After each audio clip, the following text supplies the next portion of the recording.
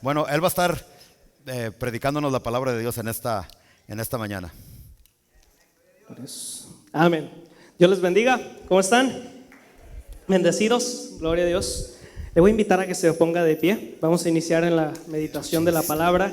Le voy a invitar a que vaya en su Biblia a un salmo muy conocido. Usted probablemente ya lo ha escuchado muchas veces.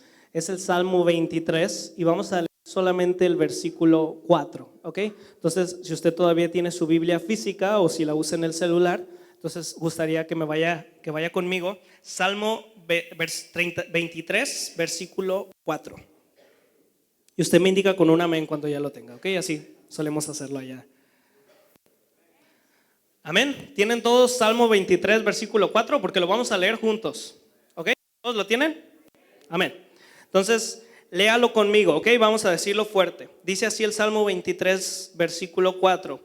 Aunque ande en valle de sombra de muerte, no temeré mal alguno, porque tú estarás conmigo. Tu vara y tu cayado me infundirán aliento. Una vez más, un poco más fuerte.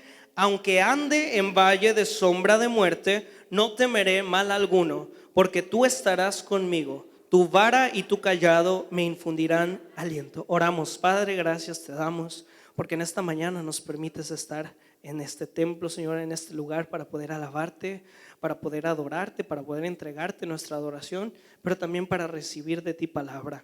También para recibir de ti consuelo, también para recibir de ti gozo y alegría. Y te damos gracias porque has sido bueno. En este momento yo sé, Señor, que la tarea es más grande que yo y me pongo en tus manos reconociendo que sin ti no soy nada. Pongo esta congregación en tus manos para que a todos nos des sabiduría y podamos hoy escuchar con un corazón abierto lo que tú tienes que decir. En el nombre de Cristo Jesús. Amén. Siéntese, puede tomar su lugar.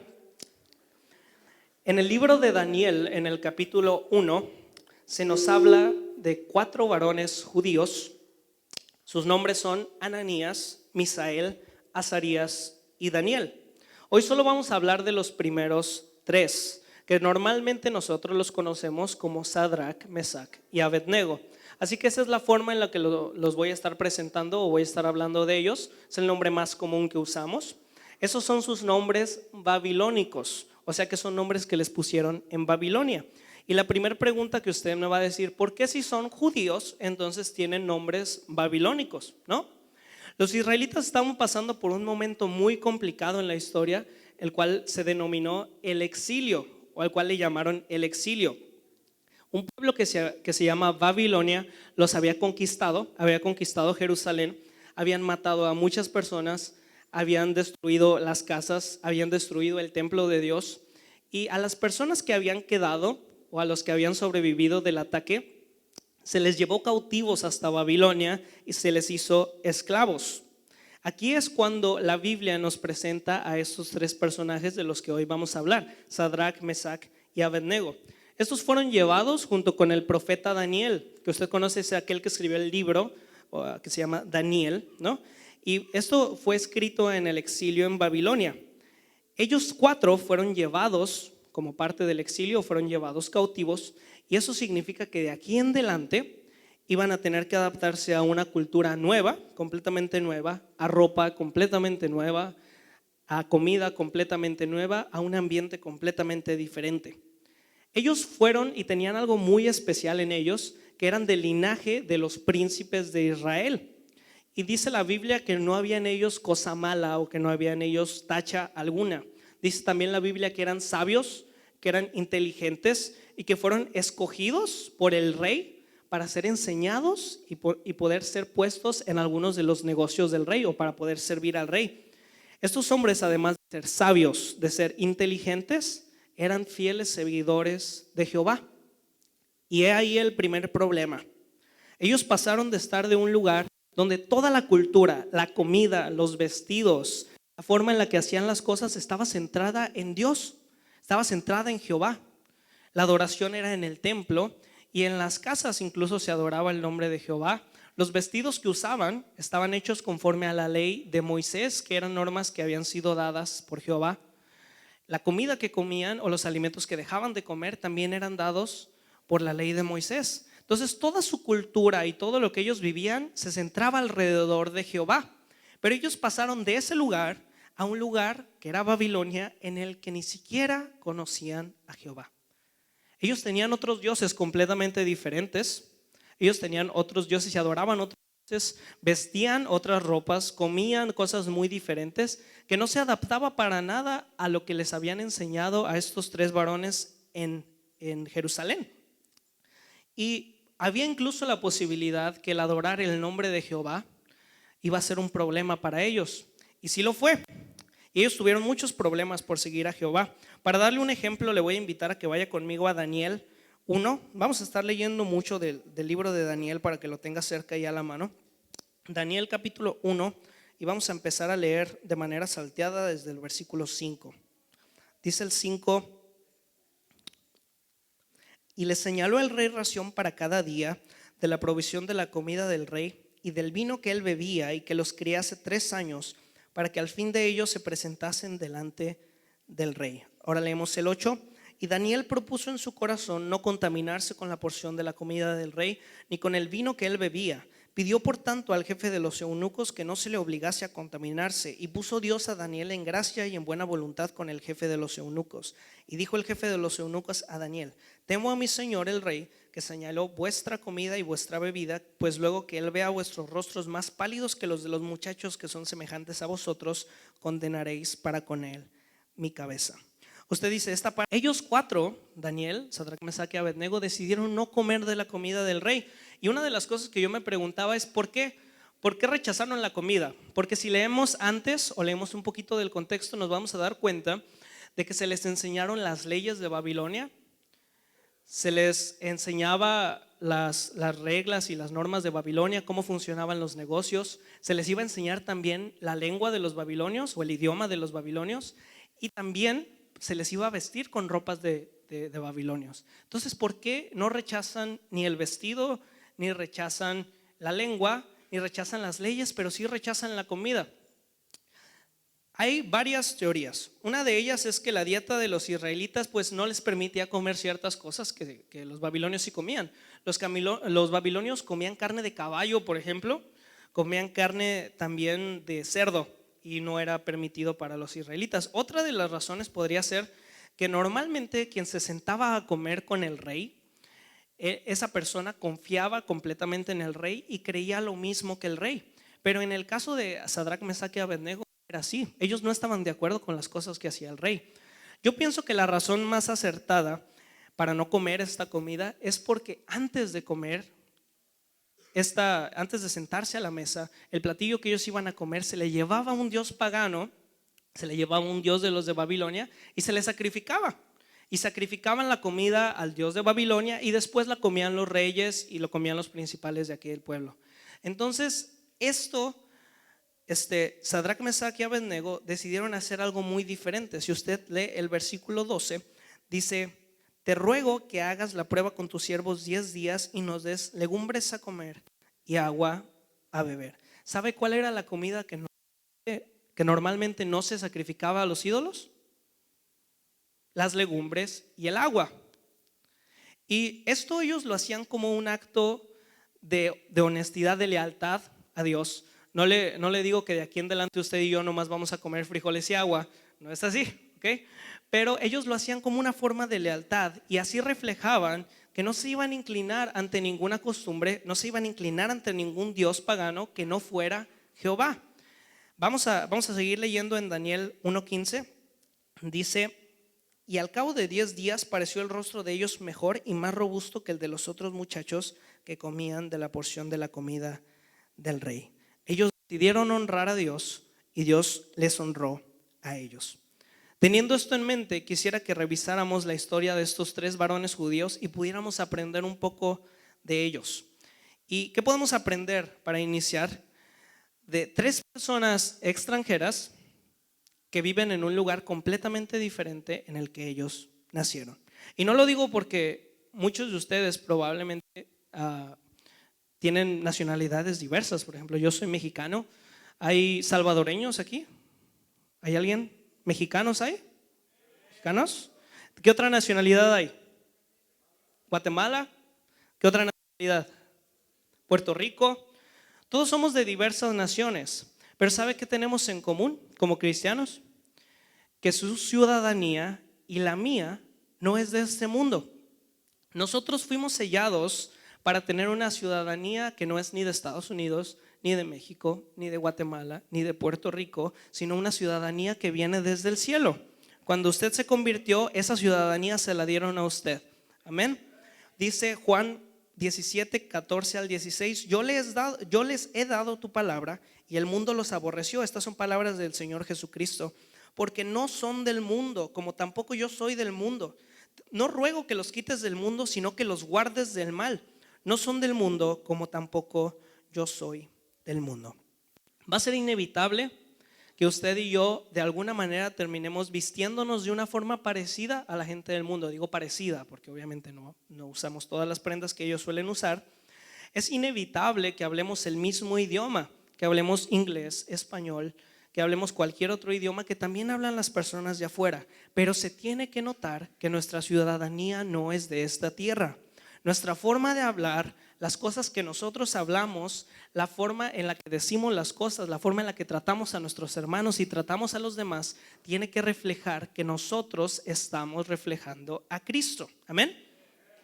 Si nosotros decidimos honrar a Dios, así como lo hicieron Sadrach, Mesach y Abednego, Dios nos va a honrar a nosotros. ¿Cuántos lo creen? Ellos decidieron no comer esta comida que estaba sacrificada a los ídolos y Dios verdaderamente prosperó su camino. Tanto que después podemos leer nosotros en el capítulo 3 que ellos ya estaban sobre algunos negocios de Babilonia, ya estaban siendo jefes de algunas de las partes de Babilonia. Si usted lee, aquí hay una de las historias más bonitas de toda la Biblia, que es una de las partes más importantes de este sermón y quiero que la escuche conmigo, ¿ok? Cuando ellos ya se encontraban liderando varios de los negocios de Babilonia, el rey Nabucodonosor decidió levantar una estatua enorme de oro para que todos la adoraran en el momento en el que escucharan la música. Normalmente eran trompetas, cuerdas, guitarras.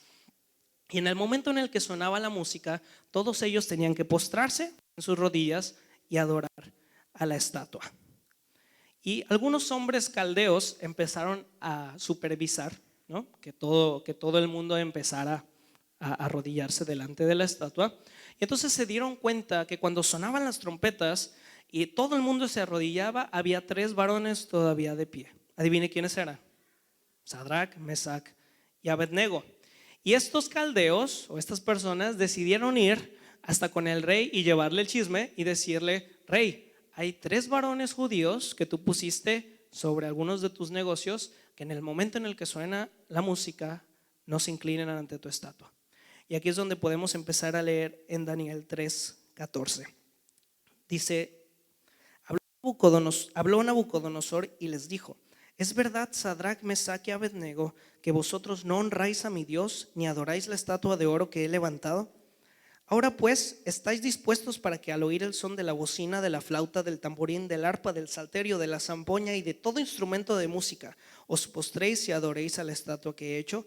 Porque si no la adoraréis, en esta misma hora seréis echados en medio del horno de fuego ardiendo. ¿Y qué Dios será aquel que los libre de mis manos? Escuche esto: Sadrach, Mesach y Abednego respondieron al rey Nabucodonosor diciendo: no es necesario que te respondamos sobre este asunto.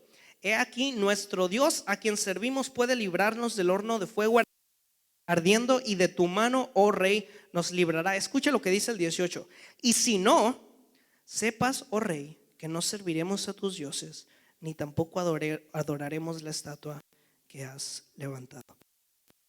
Leí esta parte, me surgió una duda muy, muy fuerte. ¿Qué es lo que genera una fe así de grande?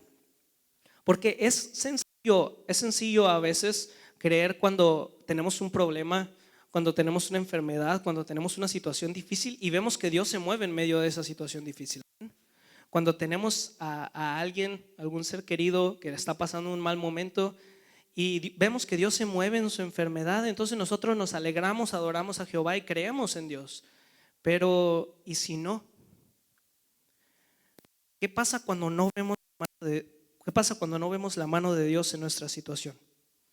Cuando sentimos que Dios no responde, cuando sentimos el silencio de parte de Dios, puede que nos desanimemos o nos sintamos deprimidos o solos. Incluso podemos pensar en abandonar el camino de Dios y abandonarlo todo. Le digo porque yo llegué a pensar esto y probablemente usted me va a decir, ¿verdaderamente pensaste en abandonar todo? ¿En dejar el camino de Dios por completo? Quiero contarle una pequeña historia de un hombre en la Biblia que me fascina su historia. Él es Jeremías. Dice Jeremías 27, me sedujiste, oh Jehová, y fui seducido. Más fuerte fuiste que yo y me venciste. Cada día he sido escarnecido, cada cual se burla de mí. Jeremías fue un profeta del Antiguo Testamento que vio a Jehová en un momento muy complicado de la historia. Un momento antes del exilio, de la parte de la que yo les estoy hablando, en la que él gritaba y le decía al pueblo todo lo que iba a pasar y les pedía que se arrepintiesen, pero nunca pasó así. Y el pueblo, como no quería escuchar, lo perseguía hasta querer matarlo. Para este punto de la historia ya habían intentado matarlo 2 veces. Las 2 veces ya lo había librado Jehová. Ya lo habían azotado y lo habían dejado toda la noche atorado en un cepo, que es para detener las manos y la cabeza, con lo que normalmente en las películas se ve que les cortar como la cabeza. Eso es un cepo. Y lo habían dejado ahí toda la noche en el frío y lo habían latigado antes. Después de pasar por esta prueba y después de pasar por esto horrible, él escribe esto: me sedujiste, oh Jehová, y fui seducido. Más fuerte fuiste que yo y me venciste.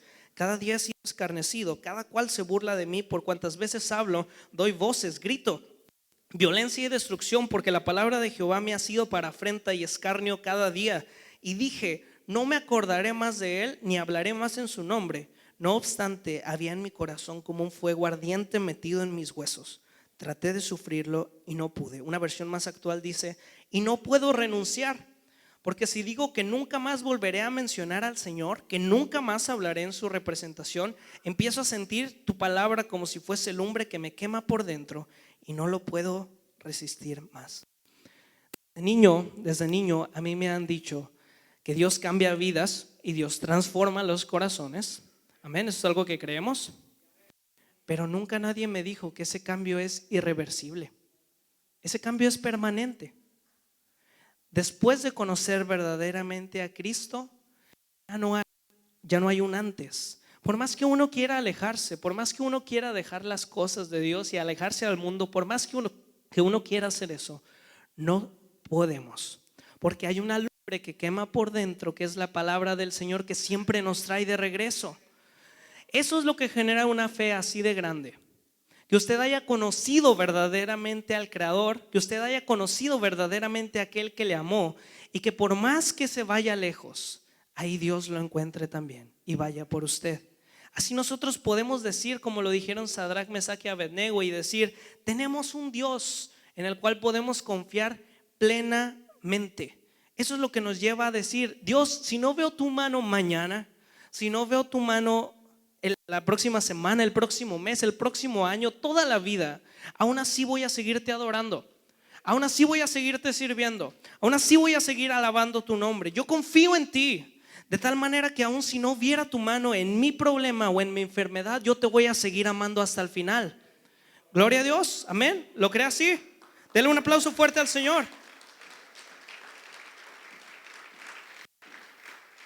Sadrach, Mesach y Abednego entendieron esto cuando dijeron, tú nos puedes librar, tú verdaderamente puedes librarnos del horno de fuego, pero ¿y si no?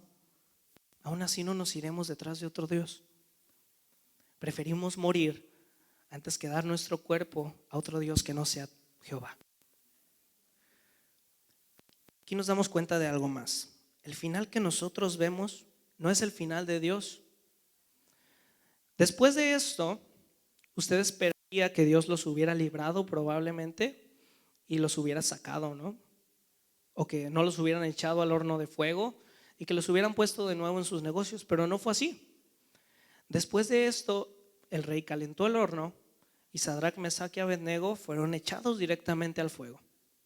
En ese momento yo me imagino, eso no lo dice la Biblia, pero yo me imagino que ellos cerraron sus ojos y dijeron, no nos vamos a inclinar ante ningún otro Dios que no sea Jehová, pero este es el final. Y cerraron los ojos y fueron echados al horno de fuego. Pero en el momento en el que fueron echados al horno de fuego, ellos abrieron los ojos y ellos estaban de pie en el horno de fuego. El final que nosotros vemos no es el final de Dios. ¿Alguien le dijo que esa enfermedad que usted tenía es incurable? Ese no es el final de Dios. ¿Alguien le dijo que su familiar nunca iba a conocer a Cristo, nunca se iba a convertir a los caminos de Dios? Ese no es el final de Dios. Usted siente que ya no puede más, que la vida se le está viniendo encima, que los problemas lo están atacando. Ese no es el final de Dios. Nosotros no vemos las cosas de la misma manera porque para Dios no hay nada imposible. Gloria a Dios. Dice el 23, y estos tres varones, Sadrac, Mesac y Abednego, cayeron atados dentro del horno de fuego ardiendo. Entonces el rey Nabucodonosor se espantó y se levantó apresuradamente y dijo a los de su consejo: ¿no echaron a tres varones atados dentro del fuego?